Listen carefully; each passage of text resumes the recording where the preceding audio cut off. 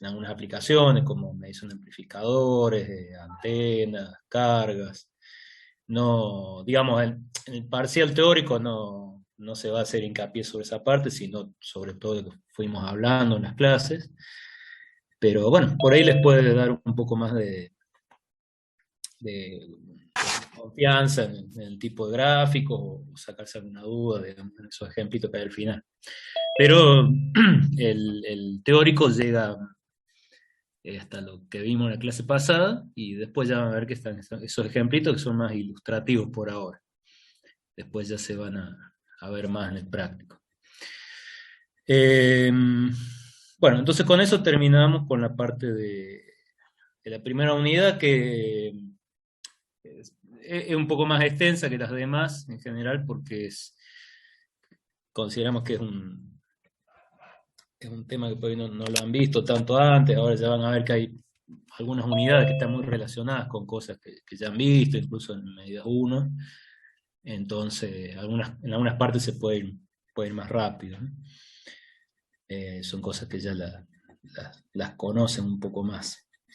Eh, la fecha del parcial teórico, eso la verdad no me he puesto con el calendario bien a ver, pero comentamos la vez pasada que en principio siempre es la última clase del teórico de primer cuatrimestre.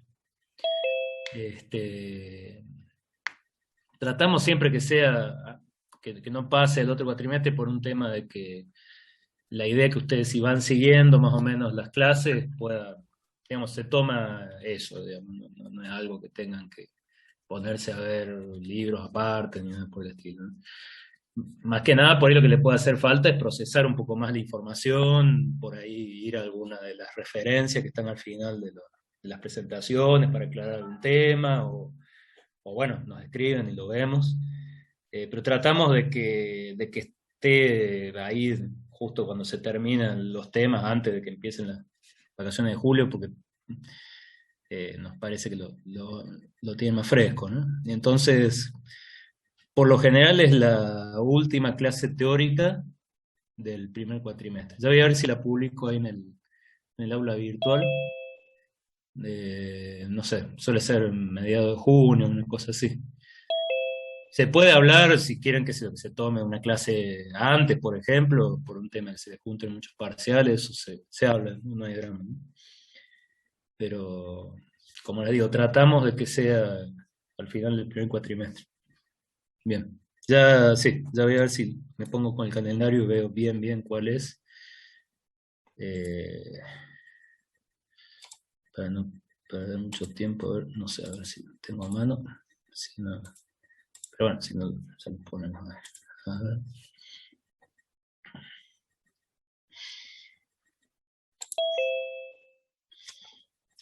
21.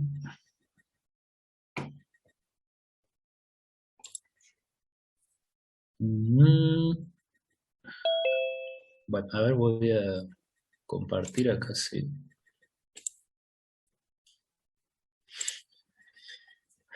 Eh, ya, bueno, ya lo voy a poner bien oficial ahí, pero sería, en principio, y el 28 de junio. 28 de junio. Eh, sí. Pero bueno, como les digo, eventualmente se podría llegar a pasar. eh, Tratamos que sea ahí, porque de última, si terminamos antes con los temas, nos queda una clase de repaso, o algo, pero bueno, eventualmente se podría llegar a pasar el 21 si se les junta mucho los parciales. Mucho antes no, porque no tiene sentido, porque acá no vamos a poder avanzar mucho estas dos clases, así que calcúlenle 28 de junio, primer parcial teórico. Y como dijimos, bueno, después lo vamos a repetir, pero el segundo parcial teórico suele ser, digamos, 2 semanas antes que la última, o sea, según lo que está acá, sería el 1 de noviembre, porque nos tiene que quedar una clase entre medio ahí para hacer repaso y entregar las notas, y la última clase son los recuperatorios, que sería el 15 de noviembre. O sea, el segundo parcial teórico en principio es el 1 de noviembre. Esa es un poco la idea. Bueno, Profe, ya ¿puede vamos repetir a ver bien. El año pasado se tomó por Moodle. Este año no me convenció mucho Moodle porque nos borraron todas las aulas virtuales y algo se perdió de digamos, del historial de parciales. No era tan lindo como decían en Moodle. Por lo menos, como lo manejan ahí.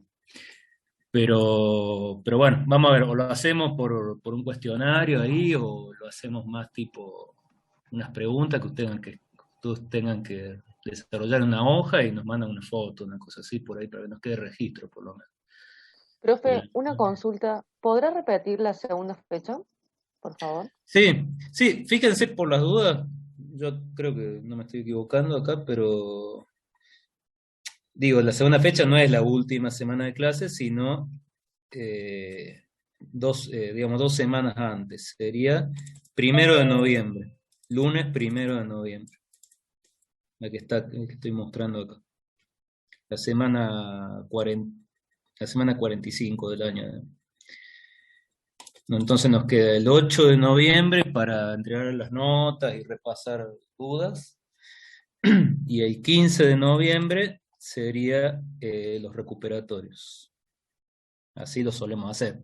De vuelta, si hay que mover un poquito algo, vemos. Eventualmente se puede llegar a correr el 25 ¿cómo se llama? Acá nos tiene que quedar una semana entre medio por reglamento, ahí no podemos usar esta semana, así que por eso, eh, 2 semanas antes.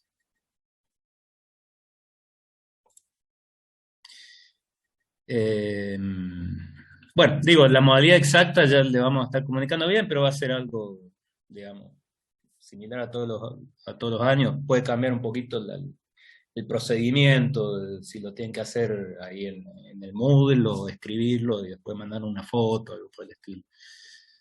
Eh,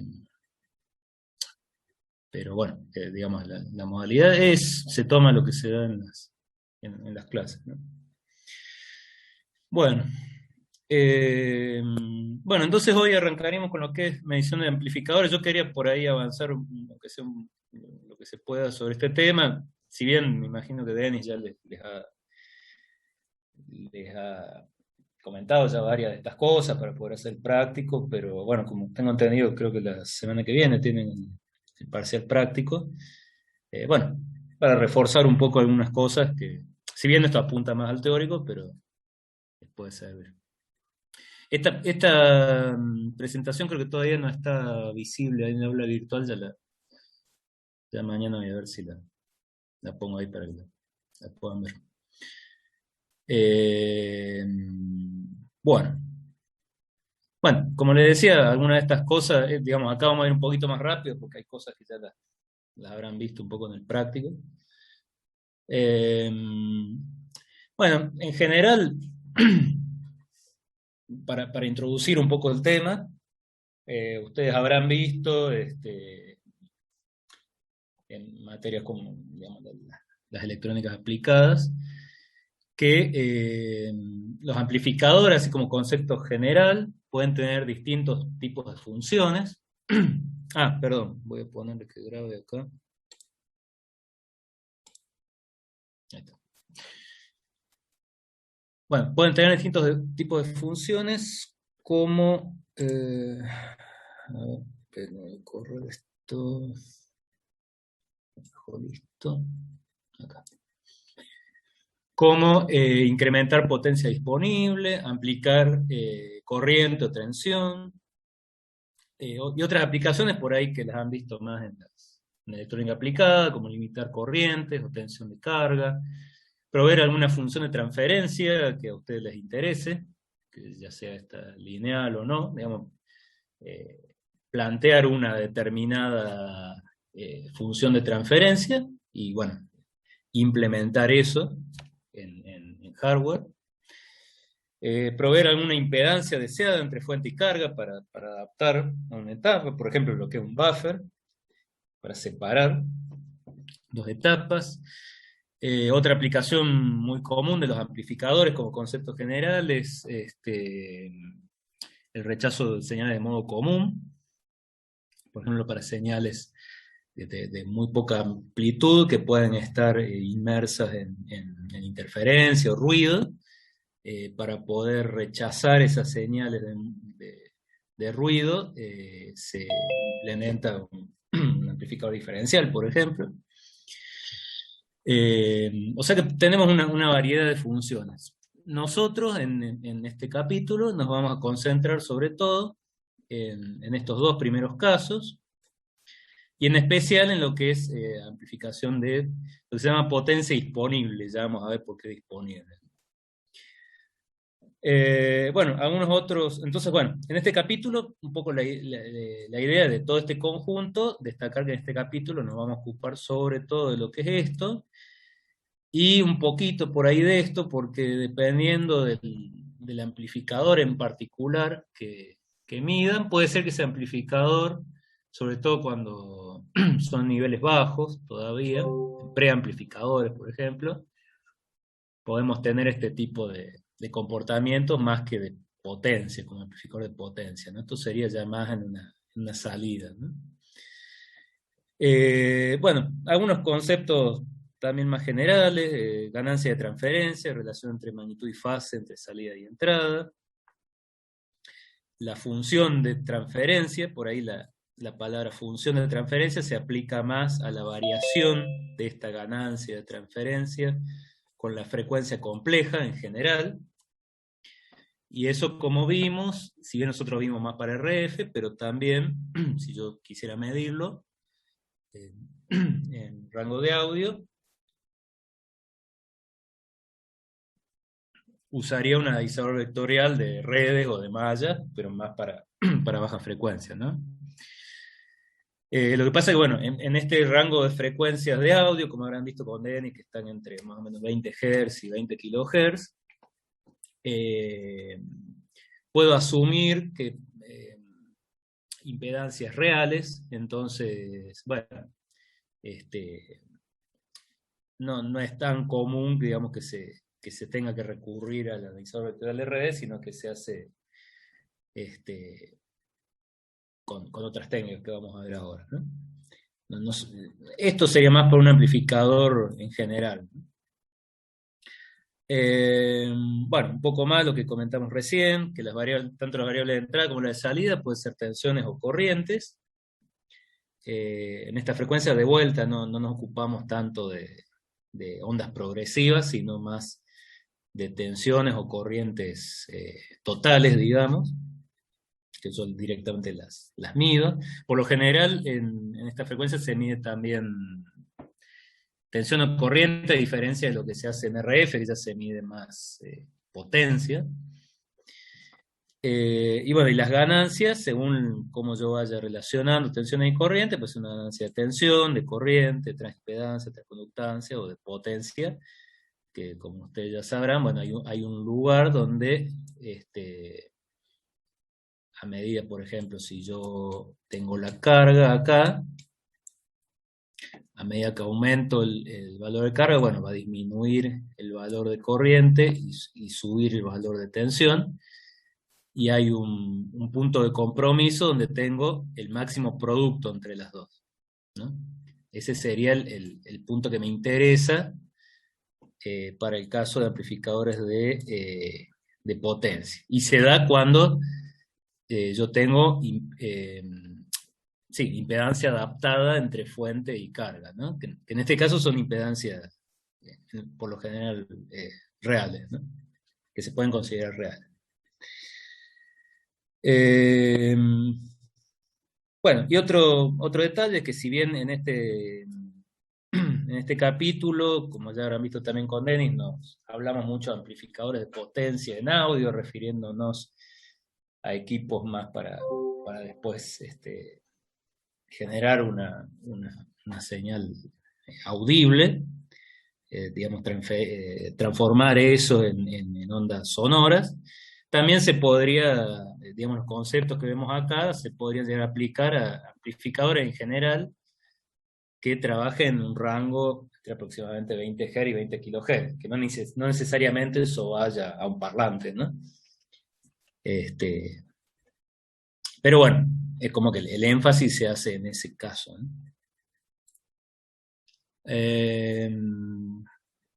Bueno. Bueno, algunos conceptos más. Bueno, en general yo, como habrán visto, utilizo realimentación negativa para lograr una relativa insensibilidad frente a condiciones ambientales y para lograr también que las condiciones que yo busque, ya sea que sean impedancias muy altas o muy bajas según el tipo de amplificación, bueno, sean lo más altas o lo más bajas posible, ¿no? Entonces, a través de la realimentación, como habrán visto en aplicados, también logro esas condiciones. Por ejemplo, acá para ganancia de tensión yo busco siempre que bueno, la impedancia de entrada del amplificador sea mucho más grande que la de la fuente y que la de la salida sea mucho menor que la de la carga. Bueno, esto lo que dijimos recién, muchas veces van a ver Z o R como algo intercambiable en audiofrecuencias porque, bueno, estamos hablando de impedancias reales en general. Bueno, los modelos que yo puedo tener para amplificadores en general pueden ser de Thevenin o de Norton. Por facilidad de medición en la realidad se suele utilizar un poco más el modelo de Thevenin en este caso, que se basa en impedancias y en tensiones.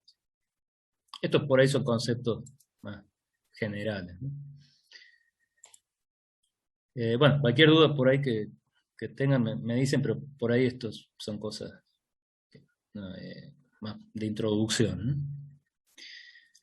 Bueno, acá entonces tenemos un poco, para el caso de amplificadores de audio, sobre todo lo que son amplificadores de potencia. De potencia nos referimos a lo que hablamos recién, digamos, a que el objetivo del amplificador es estar en ese punto de máxima potencia disponible. Y bueno, para esos amplificadores se plantean 4 grandes grupos, digamos, de ensayo, de medición. El primer grupo analiza ganancias y potencias de salidas a una frecuencia determinada. Generalmente se toma la media geométrica de los dos extremos o una frecuencia de 1 kHz aproximadamente. Y ahí se miden distintos tipos de parámetros que ahora vamos a ver. Digamos, ahí no, es como que no me interesa tanto la variación con la frecuencia, sino medir la ganancia y potencia a una frecuencia fija. El segundo conjunto de parámetros, ya ahí sí, yo voy a ver la respuesta en frecuencia, y según lo que vimos en el primer capítulo, a esto le llamo distorsión lineal o distorsión en frecuencia. Ahí, si nos acordamos lo que vimos la vez pasada, la distorsión lineal la podíamos definir como la distorsión que no me genera nuevas componentes en frecuencia. Digamos, si yo tenía una señal en la entrada, sigo teniendo la señal en la salida. Lo que hace esta distorsión lineal es afectarme la respuesta en módulo o en fase con la frecuencia. Digamos, ahí yo tengo que hacer un barrido y ver, bueno, como típicamente un bode de módulo y de fase. ¿Alguien se acuerda por casualidad cuándo la fase era lineal? Digamos, ¿cuándo no tengo, o bueno, cuándo tendría distorsión? Porque el módulo es más o menos fácil. Bueno, la distorsión son las variaciones de esto con la frecuencia, ¿no? Ahora, la fase. ¿Se acuerdan que cuándo yo tenía fase lineal o fase no lineal. ¿Esto tenía que ser algo plano la fase o podía ser algo así? ¿O puede ser algo así? ¿Cuándo era no lineal la fase? No sé si se acuerdan. ¿O con qué parámetros lo relacionaban?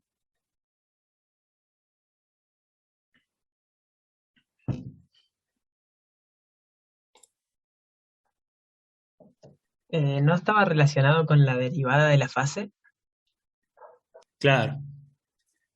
Bien, o sea, mientras yo tenga la derivada de la fase constante, la fase es lineal. O sea, podría ser algo plano así, que bueno, sería muy raro que pase esto. Generalmente lo que sucede es que cuanto mayor es la frecuencia, más desfasaje voy a tener, porque es normal, digamos, si tengo un... bueno, y esto se relaciona con el retardo de grupo, digamos. O sea, yo lo que busco es que si yo tengo una cantidad de componentes de frecuencia en mi entrada, todas esas componentes, si yo agarré en un momento imaginando Fourier, ¿no? Y sumé el valor en que está cada una de esas componentes, bueno, me va a dar un punto en la onda resultante, ¿no? Ahora, lo ideal sería que, por más que después el amplificador tenga un ancho de banda y todo lo que es normal, pero que todas esas componentes en frecuencia se retarden una igual cantidad para que esa misma sumatoria corresponda a otra sumatoria de las mismas componentes de Fourier en la salida, ¿no? Eso es el retardo de grupo. Para lograr eso, digamos que todas se retarden en una misma cantidad, yo cuanto mayor es la frecuencia de mi componente, tengo que retardarla más, porque, no sé, por decir un desfasaje de un segundo en 100 Hz, o digamos un retardo de un segundo en 100 Hz, si yo dibujo la onda, va a significar, un segundo va a significar una cantidad de fase mucho menor que si yo voy y miro en 1 kHz, van a ser mucho más ciclos un segundo.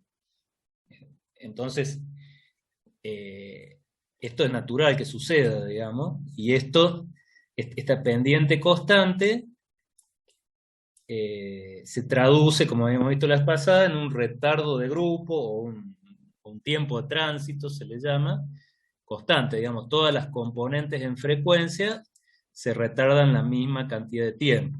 Eso, a su vez, implica que se desfasan, van sufriendo un desfasaje cada vez mayor, pero en forma lineal. Si yo en algún momento tengo que alguna componente de golpe se desfasa más y de otra menos y así, y no sigue una curva lineal, ahí se dice que tengo distorsión lineal, porque es una distorsión de tipo lineal en fase. Bien, ese sería el concepto, ¿no? Esto por ahí en audio, bueno, el año pasado uno de los chicos había hecho un análisis más profundo, que en algunos casos por ahí es importante analizar esto en audio, pero bueno, nosotros nos vamos a concentrar en lo que es amplificadores de audio, a diferencia de lo que vimos en RF, nos vamos a concentrar más en el módulo, no tanto en la parte de fase. Pero bueno, esto era un poco para hacer un repasito de lo que vimos la vez pasada. Bueno, lo importante es que esas son distorsiones de tipo lineal. El tercer conjunto de ensayos va a medir el otro tipo de distorsión, la distorsión alineal. ¿Se acuerdan por qué era lineal?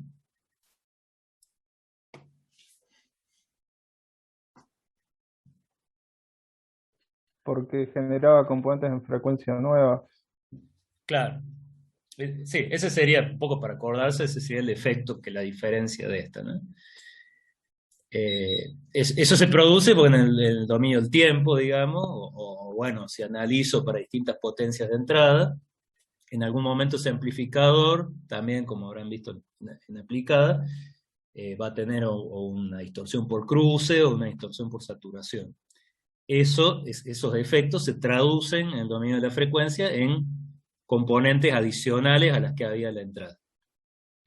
Que bueno, por lo general me van absorbiendo esa potencia que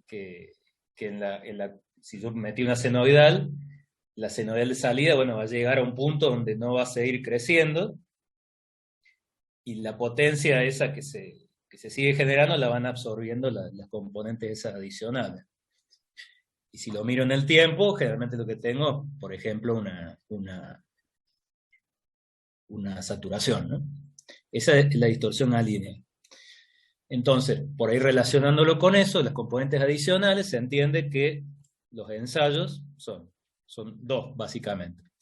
Uno que analiza la parte de lo que se llama distorsión armónica, que es cuando yo pongo una componente en frecuencia y el amplificador me genera múltiplos de esa componente en frecuencia, como efecto de la distorsión alineal. Y el otro ensayo es el ensayo bitonal, que mete dos componentes en frecuencia y se fija a la salida cómo me las combina el amplificador. Me va a generar nuevos productos de intermodulación. No es armónica, sino de intermodulación. Esto ya vamos a ver, por supuesto, son ensayos de laboratorio, y después en la realidad yo voy a tener muchísimas componentes en frecuencia. Va a estar todo mezclado de esto. Estos ensayos están armados para realzar alguno de los efectos, sea el armónico, de intermodulación, y en distintas zonas del espectro, para caracterizar cómo se va a comportar en la zona de los bajos, de los agudos, de los medios, y cuando le meto estímulos en cada una de esas zonas, a dónde me van a surgir las componentes de distorsión, si abajo, arriba, y qué amplitudes van a tener, ¿no? De estos ensayos nosotros vamos a ver dos ejemplos. En realidad eso hay unas cuantas variantes según el organismo que lo propuso. Nosotros vamos a ver dos casos bastante comunes.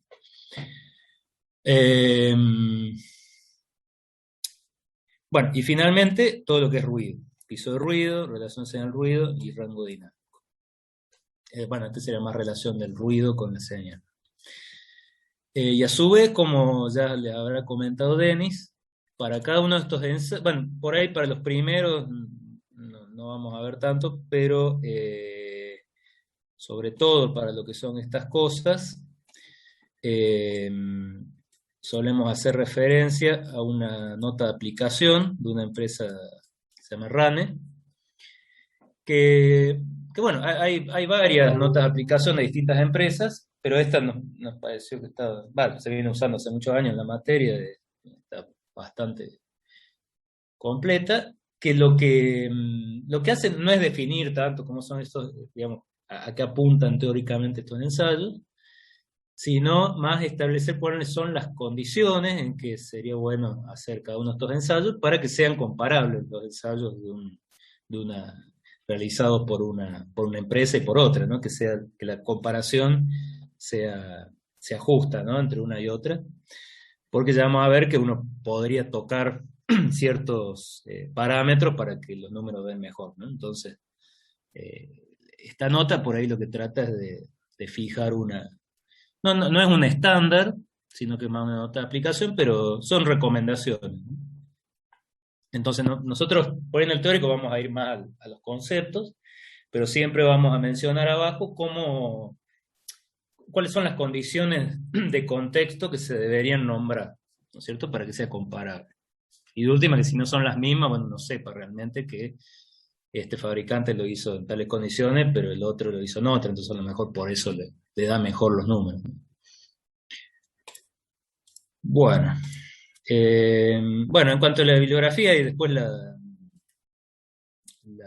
tienen al final, nosotros nos basamos, hay un par de libros que ya tienen unos años, pero tienen varios de estos conceptos bastante claros, y eso lo complementamos bueno, hay un libro y algunas notas de aplicación de fabricantes que, brindan un poco el enfoque más actual de esto. Después, esto es por ahí un conjunto de mediciones básicas. Ya, si ustedes van hay un par de libros que están mencionados al final, al que le interesa más la parte de audio, hay algunos ensayos que ya son más orientados a topologías más nuevas, que trabajan en conmutación, y bueno, ya son más específicos para eso, ¿no? Esto no es un conjunto exhaustivo de ensayos, sino los básicos, ¿no? Bueno, entonces, yendo al primer conjunto de ensayos, que me analizan la potencia y las ganancias a una frecuencia fija.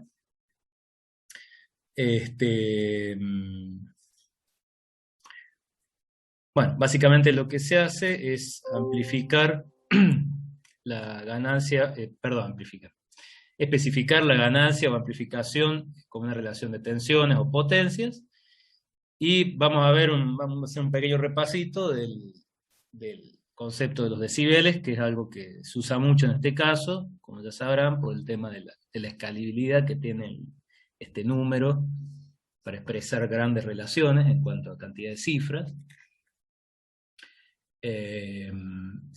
Y toda la parte de cuando tengo que hacer operaciones de multiplicación o división en lo que son las ganancias en veces, cuando trabajo en disímiles se simplifica mucho al pasar a sumas o restas, ¿no?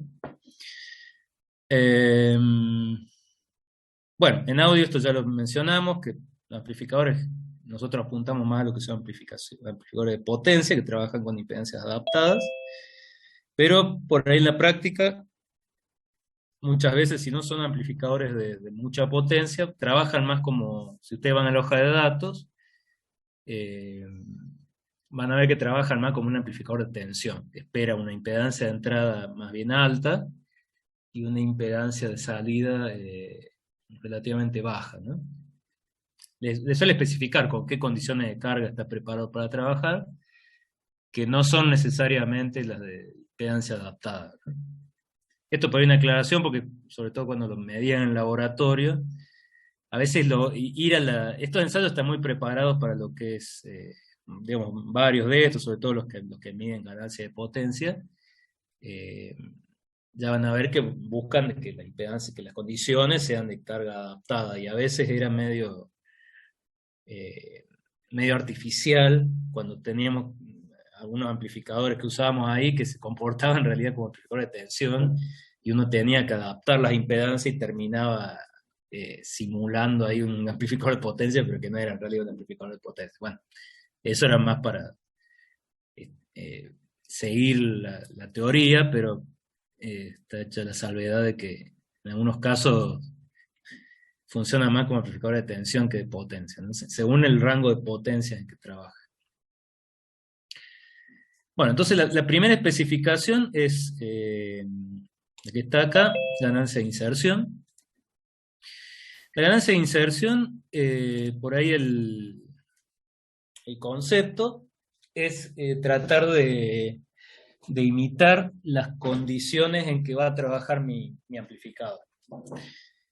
Muchas veces yo puedo diseñar mi amplificador para que trabaje en unas determinadas condiciones ideales, pero después, cuando eso se aplica en una cadena de amplificación o en un circuito, como dice acá, en distintos lugares de un tendido, por ejemplo, en lo que son amplificadores por cable, bueno, se trabajan en otro rango de frecuencia, para dar un ejemplo, puede ser que donde yo lo pongo no se cumplen las condiciones ideales para lo que yo lo diseñé, ¿no? Entonces la ganancia de inserción lo que busca es ir más a la práctica, es decir, bueno, yo si tengo este circuito, por ejemplo, que tiene varias etapas, y en un lugar quiero agregar una etapa, bueno, ¿cuánto voy a ganar al poner esa etapa ahí? Y ahí lo que yo voy a tener que hacer para el ensayo es relevar cuál es la impedancia de fuente y de carga con la que va a trabajar concretamente en ese circuito del amplificador. Entonces, por ahí este ensayo es un ensayo más bien concreto, práctico, y donde es muy importante especificar cuáles son las impedancias de fuente y carga que estoy simulando, ¿no? Yo voy a tener que medir cuáles son las impedancias con las que va a trabajar, y en el ensayo,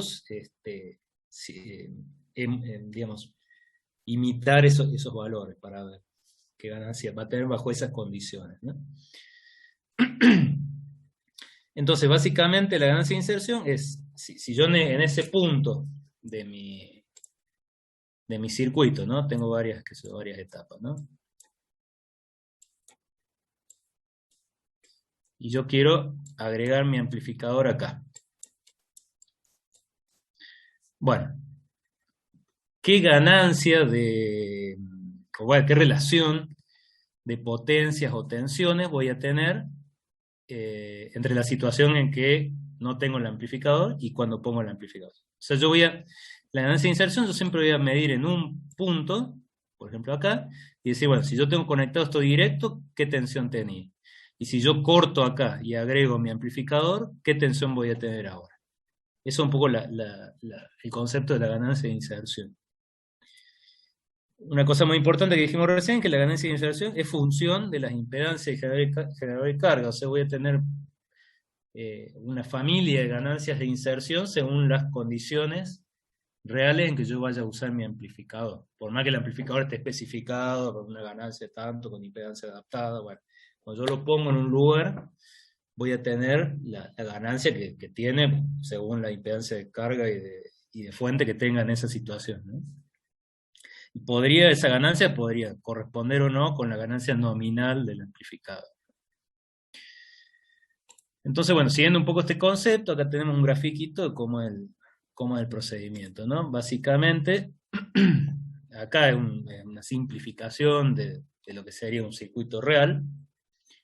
Yo tengo un generador simbolizado por todo lo que tengo antes de donde yo voy a poner el amplificador, con una impedancia equivalente de fuente, digamos, ¿no?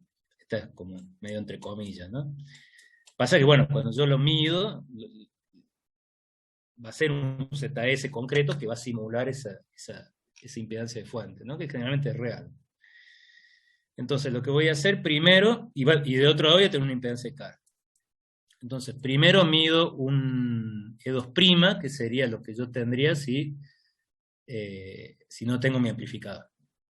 Y después lo que hago es, en este lugar acá, corto, agrego mi amplificador, que va a tener sus propias impedancias de entrada y salida, que pueden o no estar adaptadas con esto. Tengo que ver un montón de situaciones ahí. Y mido este mismo punto donde había medido acá, cuánto sube o baja la tensión, ¿no? Va a ser mi valor E2. Entonces, yo la relación la voy a hacer, bueno, por ejemplo, si mido ganancia de tensión, de inserción, la voy a hacer entre esa E2 que tengo con el amplificador puesto y la E2' que tenía sin el amplificador. Se esperaría, bueno, que sea una ganancia, ¿no? Y la ganancia de inserción de potencia, bueno, es parecido, nada más que ahí, bueno, tengo que tener en cuenta las cargas, ¿no? Hay una diferencia porque muchas veces, como ustedes sabrán, el amplificador produce que ya por ejemplo, si yo acá tengo una carga baja, acá me va a producir que haya una relación muy distinta entre estas dos cargas, y acá también, ¿no? Entonces va a haber como va a cambiar sustancialmente la relación entre las cargas. Entonces, ya para la ganancia de inserción de potencia es un poquito más complicado, ¿no?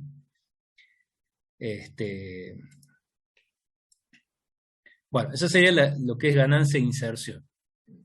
Ver cuando yo no tengo el amplificador y cuando inserto el amplificador, cuál es la diferencia en esa tensión o potencia que tengo en ese punto.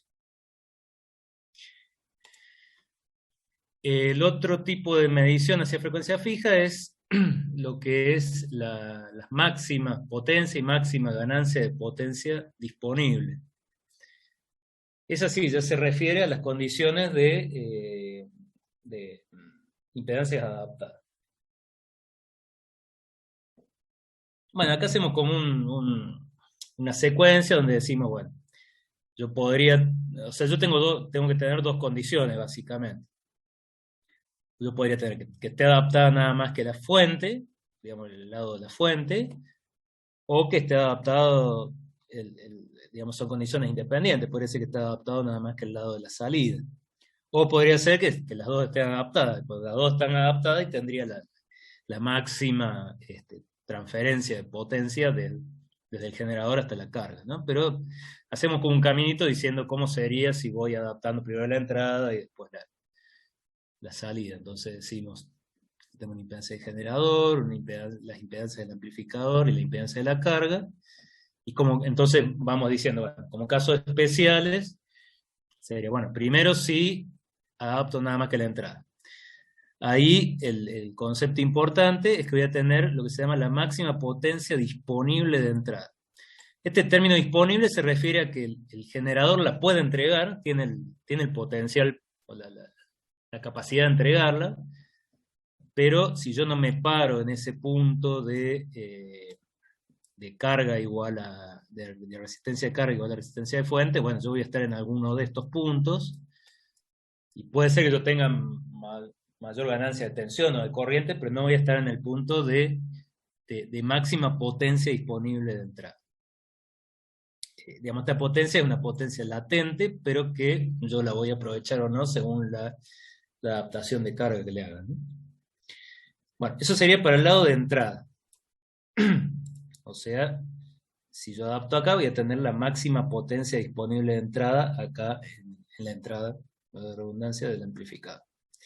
Y por otro lado, voy a tener el concepto de máxima potencia disponible de salida, que es cuando adapto la carga a la impedancia, a la ZAU, ¿no? Bueno, acá tenemos los valores. Sería básicamente cuando yo digo que Zin es igual a ZS, voy a tener en la entrada de mi amplificador S sobre 2, y si calculo la potencia que yo voy a tener en la entrada del amplificador, va a ser ES sobre 2 por ES sobre 2 sobre RS, que sería la IS. O sea que en definitiva me va a quedar ES al cuadrado sobre 4RS. O sea, de vuelta, es ES sobre 2 por ES sobre 2RS. Y bueno, acá está la aclaración de que estamos trabajando con RS, no con XS, como para perdón, no con ZS. O sea, anulamos al término XS. Y en lo que sería salida es lo mismo, nada más que ahora va a ser la tensión de salida la que va a estar dividida. Digamos, yo voy a analizar cuánto se está disipando en la resistencia de carga. Entonces va a ser O al cuadrado sobre 4R. Eso es analizándolas por separado. Ahora, si uno las dos condiciones, que están en entrada y salida adaptadas, ahí vamos a tener el concepto de máxima ganancia de potencia disponible, que es cuando tengo, bueno, en la entrada la potencia disponible de entrada, y en la salida la potencia disponible de salida, que se cumplen las dos condiciones. Y a su vez voy a tener la máxima potencia disponible de salida. O sea, digamos, voy a tener las dos potencias máximas y la máxima ganancia, en las dos condiciones. Fíjense que es bastante distinto a lo que es la ganancia de inserción, que es un parámetro más para ver cómo se va a comportar en un circuito cualquiera, ¿no? Esto es algo un poco más con condiciones controladas. Bueno, ¿cuánto puede dar este amplificador en las mejores condiciones, ¿no? Y se mide salida respecto a entrada. En cambio, en la de inserción se mide en un punto. ¿Qué pasaría si yo pongo o saco el amplificador? Sería como siempre en la salida. Listo, de alguna manera. Bueno, y este es un detallecito de los casos que se podrían dar si yo tengo que adaptar carga. Esto era más por ahí, sí, para cuando ustedes tienen que hacerlo en la práctica. Sobre todo el caso el cuando la impedancia de fuente es mayor. O sea, si la impedancia de entrada del amplificador es mayor que la de fuente, bueno, se agrega una resistencia en serie, ¿no? Ahora, si la de entrada es menor que la de fuente, bueno, ahí es un detallecito, pero hay que agregar una resistencia en paralelo, y lo que sucede que, bueno, el modelo equivalente de eso va a producir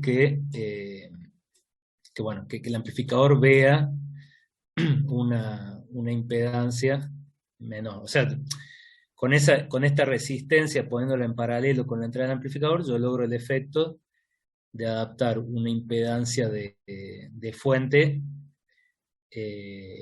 menor a una impedancia de entrada mayor, que es un poco el caso un poquito más raro. Y bueno, otra opción es mediante un atenuador parecido a lo que veíamos para, ¿cómo se llama? Para analizador de redes, ¿no? Con un atenuador por ahí es una opción también.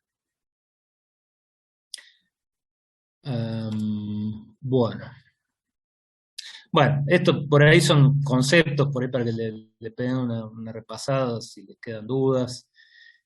¿Por qué hablamos por qué hablamos de tensiones acá o de corrientes y no de medir potencias? Porque fíjense que nunca hablamos de medir potencias, sino que siempre calculamos potencias. Simplemente porque es más fácil medir tensiones en baja frecuencia. Ya vamos a ver que en altas frecuencias, si bien, bueno, en el analizador vectorial de red medíamos tensiones, pero más tensiones progresivas, pero si yo quiero medir un valor total, como decíamos, yo generalmente no voy a medir tensión y corriente por el tema que ya vimos de las variaciones en la línea, sino que lo que se mide generalmente es potencia, pero con un sensor de potencia, digamos, no es que mido tensión y después la calculo, sino que si tengo que medir una potencia en RF, se pone un sensor que directamente es generalmente a través de lo que es calentamiento, mide el valor de potencia. Pero en baja frecuencia generalmente medimos una tensión o una corriente y calculamos la potencia. Y bueno, y esto es lo que comentamos recién, que en inserción mido en un único punto, poniendo y sacando el amplificador, y en ganancia de potencia y potencia disponible medimos en la salida y en la entrada del amplificador, con el amplificador siempre puesto, ¿no? Y con las fuentes y la carga adaptada, ¿no? Por lo general.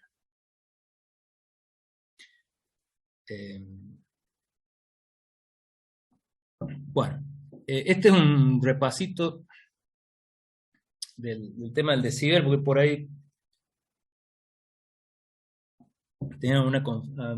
por ahí se confunden un poco con eso.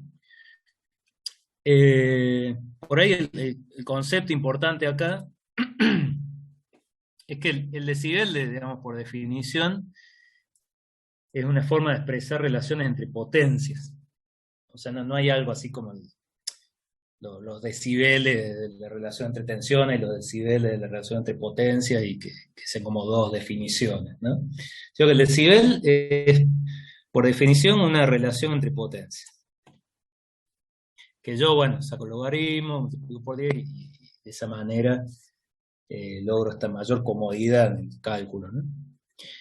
Ahora, lo que por ahí confunde un poco es que muchas veces lo van a ver bajo esta forma: 20 logaritmos de la tensión correspondiente a la potencia P2 sobre la tensión correspondiente a la potencia P1.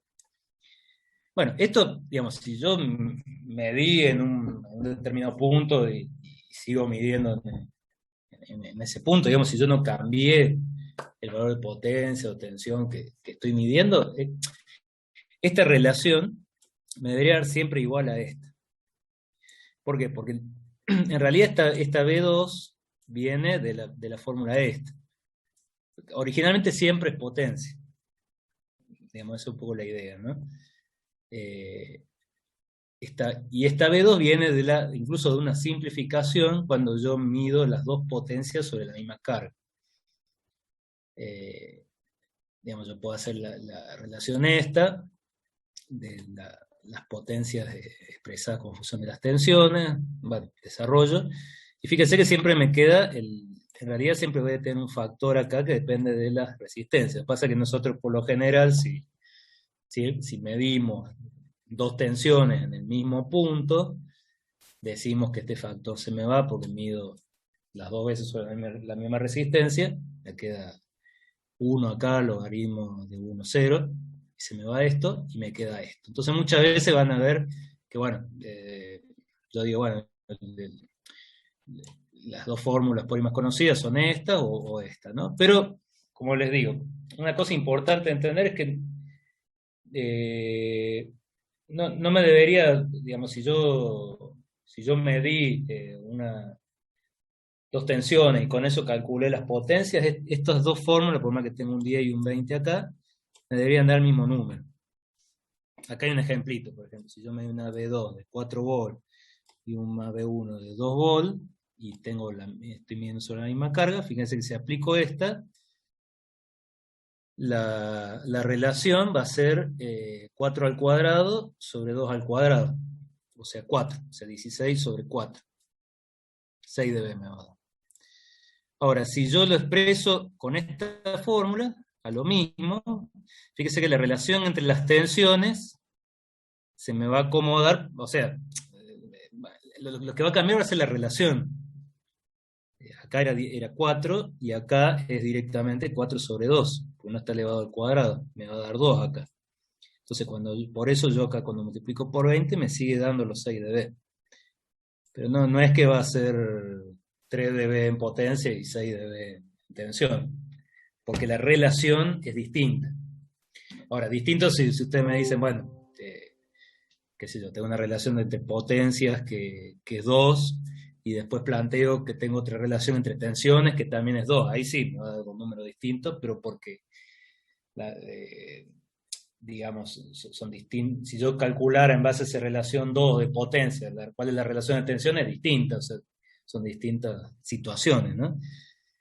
Pero digamos, si yo hice una medición y eso lo expreso como relación de potencias o como relación de tensiones, el número en dB debería ser el mismo. No sé si eso por ahí quedan dudas. Por ahí es importante esto porque después a veces en los ejercicios y eso pueden tener errores. Pero acuérdense, siempre es la relación en dB es una relación entre potencias.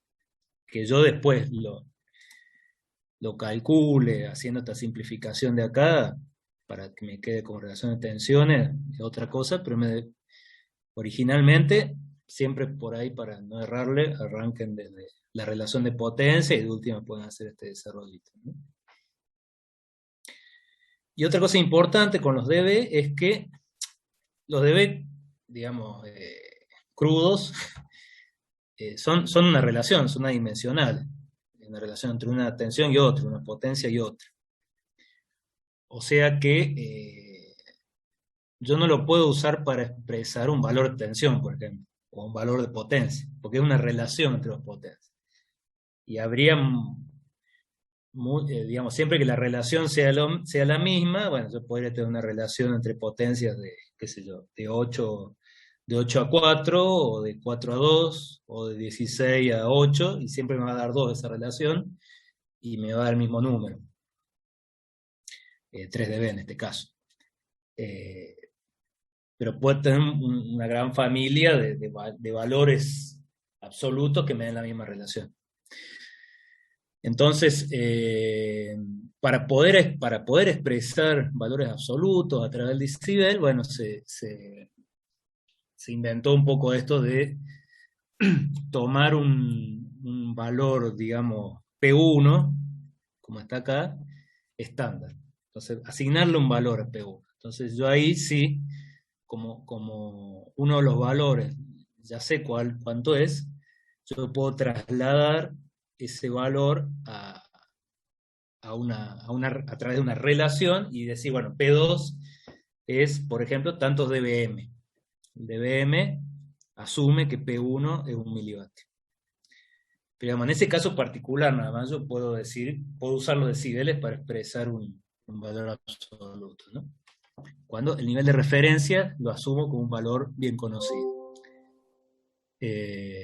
Bueno, el caso del dBm es eso que decíamos recién, y otros casos por ahí que vamos a usar más en audio, que el dBb, de referencia es un vol RMS, o el dBu. El dBu es bastante usado, donde referencia es 0,776 vol RMS, que básicamente es la tensión que me produciría 1 milivatio sobre una carga de 600 ohms. Esto por un tema de que 600 ohms es un valor bastante común en lo que es audio. Entonces dBu, por ahí lo van a ver bastante en lo que es mediciones de audio. Bueno, esa es la otra aclaración, ¿no? Un poco en relación a lo que es el dBu, que a veces se les confunde con lo que son los dB. No, yo no puedo comparar dB con dBu. Lo que sí puedo hacer es restarle una cantidad de dB. Fíjense, si tengo, no sé, qué sé yo, una unidad un valor que van a ver mucho es 4 dBu positivo, que es 1,23 vol RMS. Bueno, yo puedo decir 4 dBu positivo y restarle 4 dB. Ahí sí, porque es como que arranco de un valor absoluto y le resto un valor relativo y bueno, se termina trasladando ese valor absoluto a un nuevo valor absoluto a través de esa relación, ¿no? Entonces, bueno, ahí 4, más 4 dBu menos 4 dB, por ejemplo, son 0 dBu. Se vuelve a producir un valor absoluto ahí, ¿no? Pero bueno, por ahí son cosas que quizás ya lo tienen claro, pero para aclararlas porque vemos que a veces les generan confusión. En esto yo les recomendaría, ante la duda, arranquen siempre la relación de potencia, se fijan, bueno, si estos son iguales, en la situación que ustedes tienen, lo hacen 0 y les queda esto. Y le debería dar el mismo número, queda 10 por logaritmo, qué sé yo, igual a 20 por logaritmo. Lo que se va a acomodar es la relación. Bueno, eso sería lo que es medición a una frecuencia. No sé si queda alguna duda de eso. Bueno, lo mismo, no sé, si bien, bueno, eso lo ven más con Denny, pero sí, se puede aclarar algo de práctico con esto también, ¿no? Bueno, el segundo conjunto de mediciones serían ya las que tienen en cuenta la frecuencia. Estas son un poco más conocidas para ustedes, lo que es respuesta en frecuencia. El único detalle puede siempre acordarse que eso es lo que se llama distorsión lineal en frecuencia. Nos concentramos en este caso más en el módulo que en la fase, ¿no? Bueno, acá tenemos un repasito, después para que lo estudien, digamos que tengan un poco de material para leer acá. Cuál es el rango. Una cosa, digamos, un punto importante en lo que son estas mediciones es buscar lugares que pueden llevar a inestabilidades, donde tenga una tendencia en el módulo a, digamos, empezar a subir sin límite. Esos puntos son de interés bastante importante, ¿no? Y bueno, y lo que se suele relevar es por un lado los puntos de corte inferior y superior, y después cómo es la respuesta en frecuencia, digamos, cómo va variando la ganancia con la frecuencia. Y lo que se suele especificar es cuál es el ripple de esa respuesta en frecuencia, que es cuántos dB. Ahí se usa un poco el concepto que estaba acá, donde la referencia no es tanto un milivatio ni un vol, sino más el valor de ganancia que yo tengo a 1 kHz. Entonces, ustedes van a ver curvas, que ya, bueno, ahora la vamos a ver, como de este tipo, donde van a tener la escala, fíjense acá tengo un 0. Ese 0 es 0 dB con respecto a ¿qué? Con respecto a la ganancia que tengo bueno, en este caso, yo eso lo puedo fijar. En este caso 400 Hz, comúnmente es 1 kHz, ¿no? Esa es como otra forma de de transformar los dB en algo absoluto. O en algo referido a un valor. Acá un caso un poco más raro, porque lo refiero a otro valor relativo, pero a una frecuencia fija, ¿no? Y de ahí me fijo qué variaciones tengo con respecto a ese valor, a una frecuencia fija. Y lo que se suele especificar cuánto es el ripple que estoy teniendo respecto a ese valor. Bueno, esto es lo que comentamos recién, que la respuesta en frecuencia se relaciona con lo que son las distorsiones lineales en frecuencia y fase. Lo que es... sí, esto en realidad sería... sí, las dos son en frecuencia, pero esta sería de amplitud y esta de fase. Amplitud es cuando la respuesta de frecuencia no es plana, y de fase es cuando la derivada no tiene un valor constante.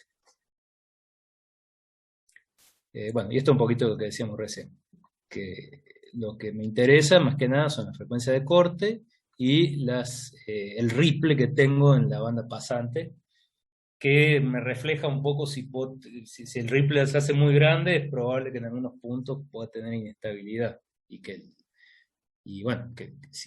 si tengo una señal a esa frecuencia, el amplificador sea inestable y comience a aumentar mucho su ganancia, ¿no? En ese caso, o tengo que evitar ese punto o tengo que rediseñar para que sea incondicionalmente estable, ¿no? Esto es un poco el procedimiento. Se suele ajustar, si puedo variar la amplificación,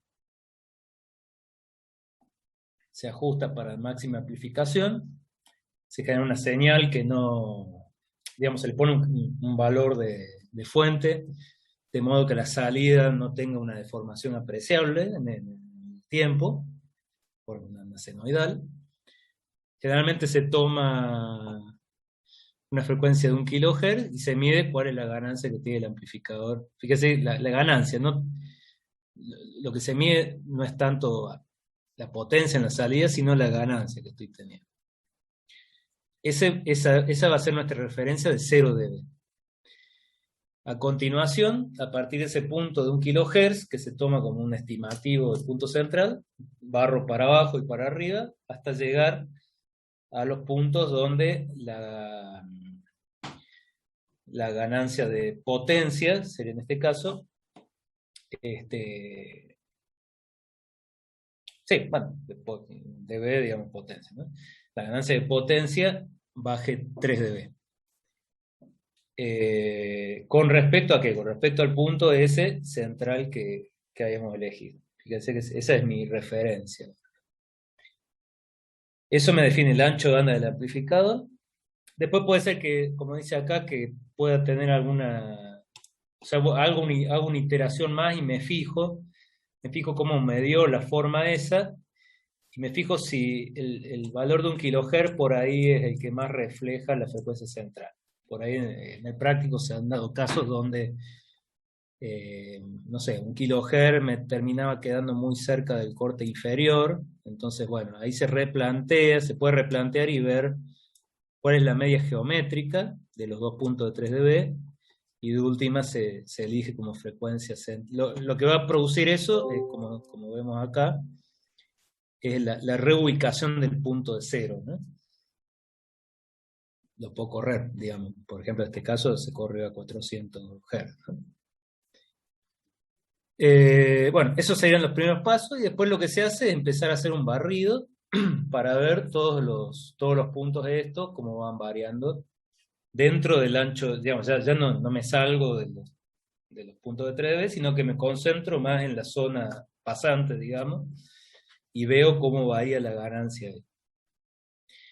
Eso lo puedo hacer con un barrido manual, digamos, ir poniendo distintos valores de frecuencia. Siempre es importante ir ajustando el generador para que tenga una buena referencia en la entrada, y ir viendo cómo varía la ganancia, ¿no?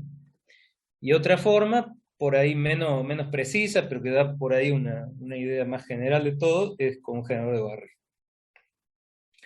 El generador de barrido está bueno por ahí porque por ahí puede ser que en este barrido manual se nos pase algún punto que pueda ser medio inestable. Entonces el barrido como que cubre más toda más continuamente todo, ¿no? Bueno, y la especificación suele ser las dos frecuencias de corte, el ancho de banda, y el ripple de ganancia, que me refleja más cómo se comporta la ganancia en la banda pasante.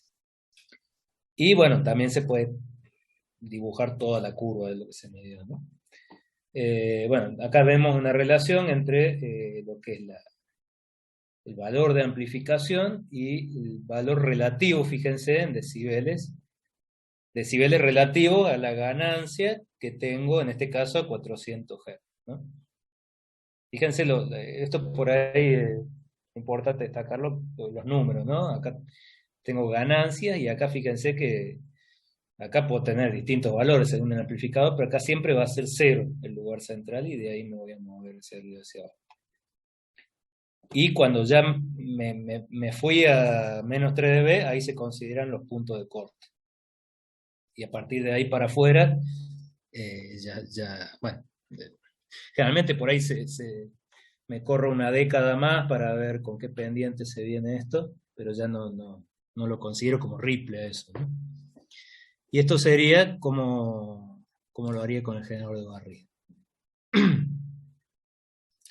Bueno, el generador de barrido, si uno lo hace directamente con el osciloscopio, queda una cosa, una senoidal que va variando en amplitud, en forma, digamos, tengo dos envolventes simétricas, y si no, hay instrumentos que ya me rectifican eso y me dan directamente la curva, ¿no? Bueno, eso sería la parte de respuesta en frecuencia, ¿eh? Esto es ya bastante conocido para ustedes, pero por ahí para ver esos detalles. Bueno, y esta por ahí es una parte un poco más interesante, que es la distorsión alineal. Acá tenemos una pequeña introducción teórica para ver de qué se trata, desde la teoría, y después ya pasamos más a los ensayos. Bueno, como dijimos, el principal efecto es producir a la salida componentes que no están en la entrada, y se debe, como se ve acá, generalmente a las características alineales de transferencia de los dispositivos activos, ¿no?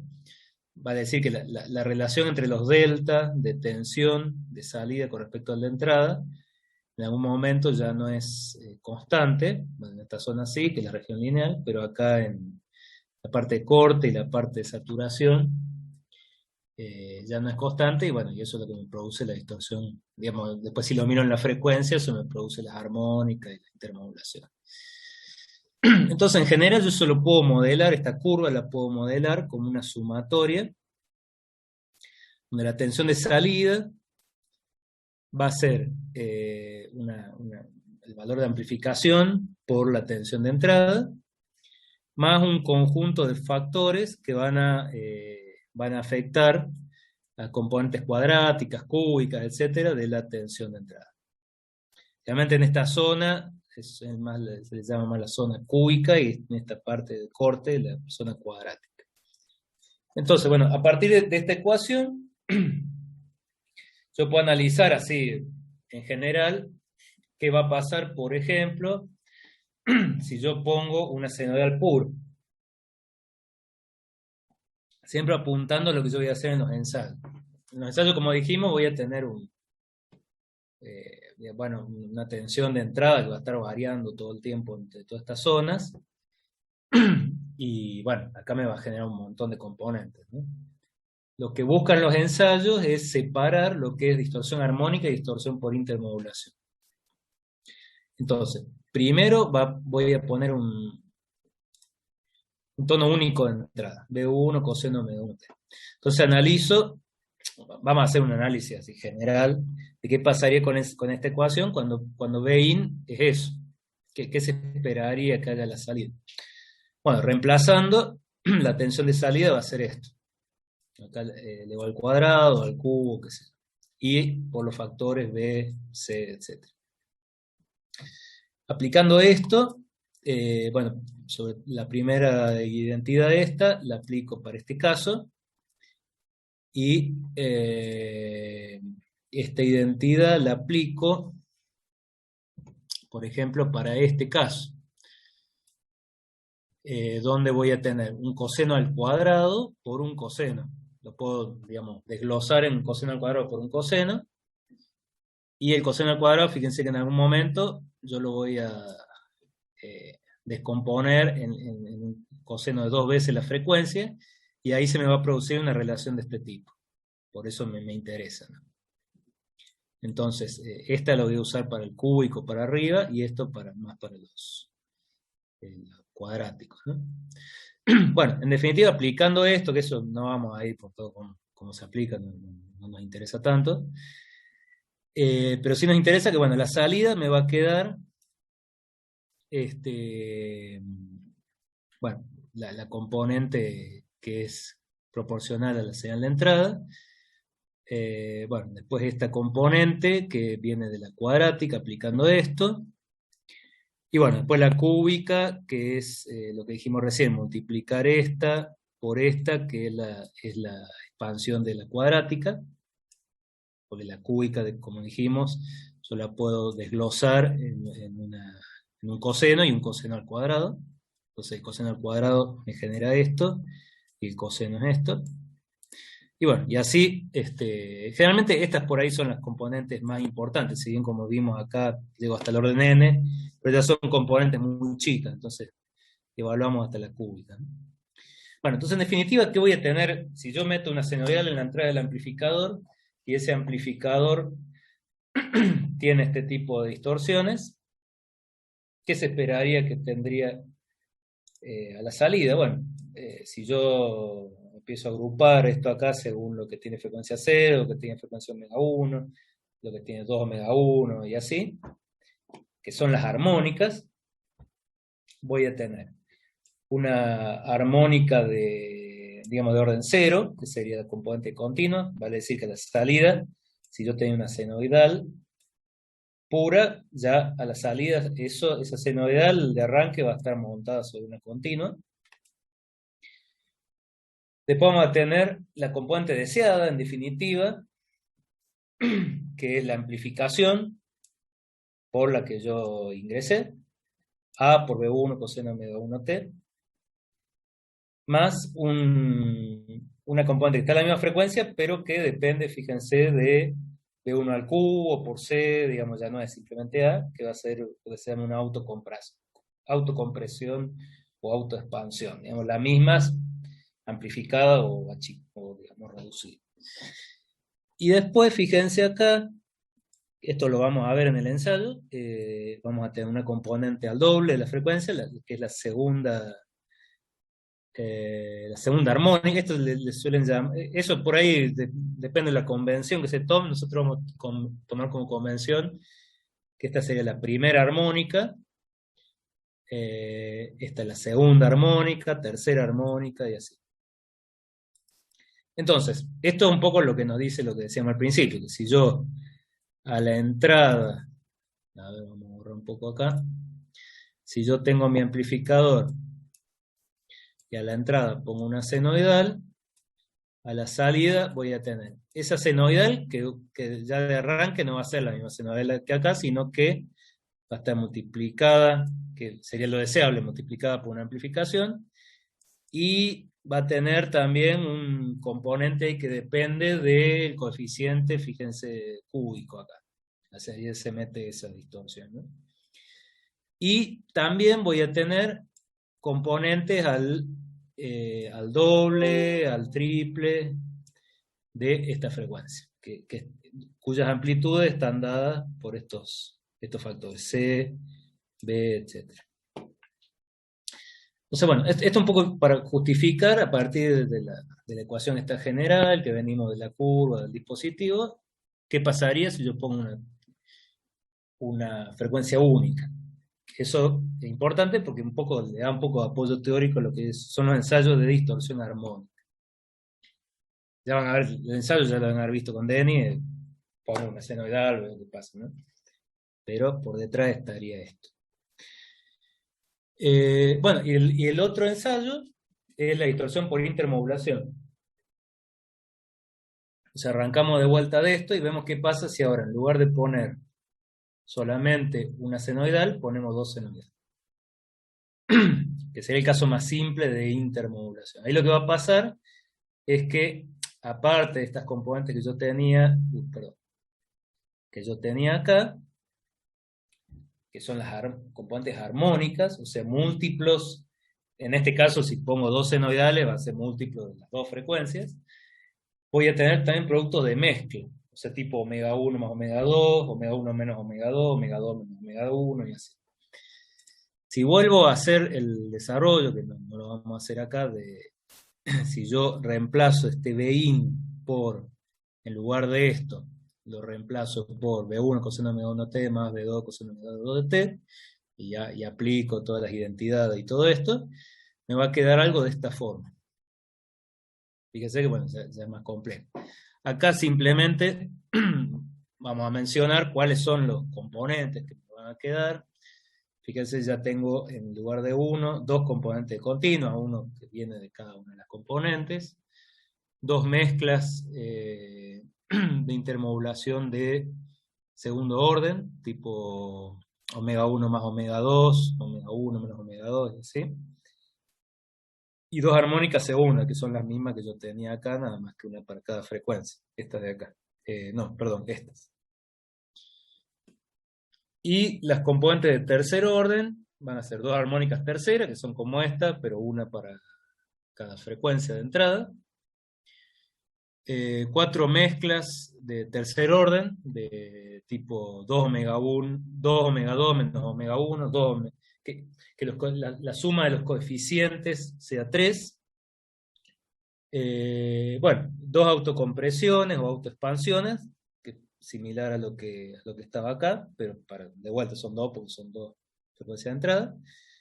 Y dos compresiones cruzadas o expansiones cruzadas, que es cuando por ejemplo, para omega 1 el factor depende de B2 y para omega 2 el factor depende de B1. Digamos que una me comprime o me amplifica la otra, ¿no? Esto un poco para tener una idea que abrir. ¿En qué nos vamos a concentrar en los ensayos? En estas que están en verde. Las de segundo orden y tercer orden. Esas son las que más nos interesan. No sé si vieron, si todavía están ahí, si vieron cómo determino yo si es de segundo orden, tercer orden, tanto una armónica como una intermodulación. No sé si vieron cómo se determina, de qué orden es.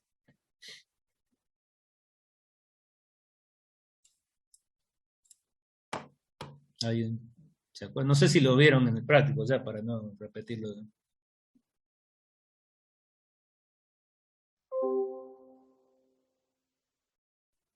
Yo por lo menos no me acuerdo haberlo visto, profe. No, creo que no lo vimos. Bueno, en general lo que se hace es ver, a ver si tengo, supongamos que siempre lo que se hace es hacer la suma, sí, digamos, sin considerar el signo, hacer la suma de los coeficientes. Entonces, por ejemplo, yo tengo, si la componente de intermodulación tiene una frecuencia, qué sé yo, omega 1 más omega 2 por t, por ejemplo. Estos son todos productos, ustedes imagínense como un mezclador, ¿no? Son productos de mezcla. Nada más que ahora yo estoy analizando el comportamiento del amplificador como mezclador.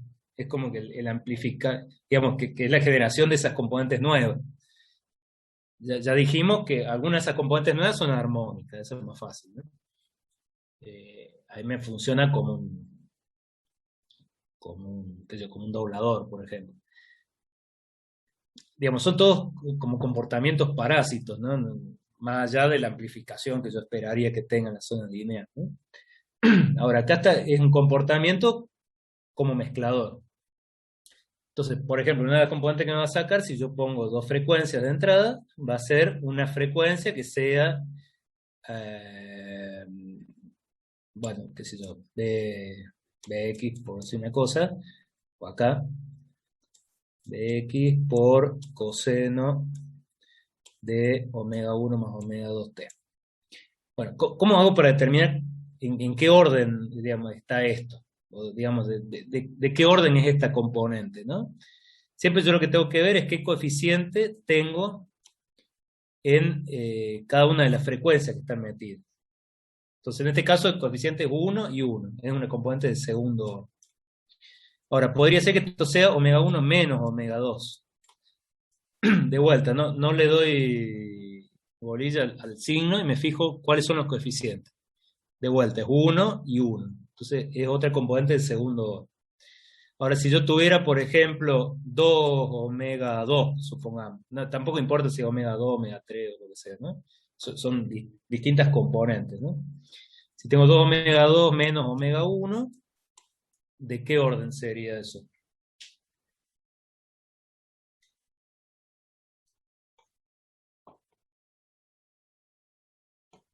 Me tengo que fijar los coeficientes. Acá tengo un 2 y acá tendría, bueno, un 1. Entonces, y esto no importa el signo. Entonces, esto va a ser de tercer orden. Está una frecuencia que, supongamos, no sé, omega 2 sea, qué sé yo, 4 kHz y omega 1 sea 3 kHz. Esa componente va a estar a, bueno, 2 por 4, 8, menos 3 a 5 kHz. Pero la componente es de tercer orden, porque los coeficientes son 2 y 1.